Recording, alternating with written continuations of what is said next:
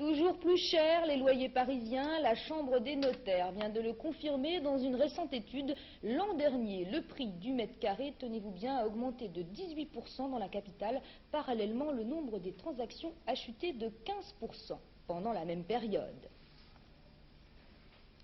Alors que ces 5 dernières années, les prix de vente des logements anciens à Paris ont plus que doublé, la courbe de hausse marque en effet un léger coup de frein en 90 avec seulement 17,5% d'augmentation après la flambée de plus 25% en 88. Mais en moyenne, l'achat d'un seul petit mètre carré d'appartement s'élève tout de même à plus de 22 000 francs. Si l'on assiste aujourd'hui à une valorisation des arrondissements les plus populaires, le clivage est-ouest demeure. Les 16e, 8e et 6e arrondissements remportent le palmarès, mais surtout le 7e où l'on ne trouve rien à moins de 37 000 francs le mètre carré. Au cœur de Paris, le 4e et le 1er arrondissement marquent quant à eux une hausse des prix de plus de 25%, alors que dans le 9e et 12e arrondissement, quartier autrefois réputé abordable, le mètre carré passe la barre des 22 000 francs. Restent 4 arrondissements du nord et de l'est parisien, ainsi que le 2e qui atteignent tout de même les 18 000 francs.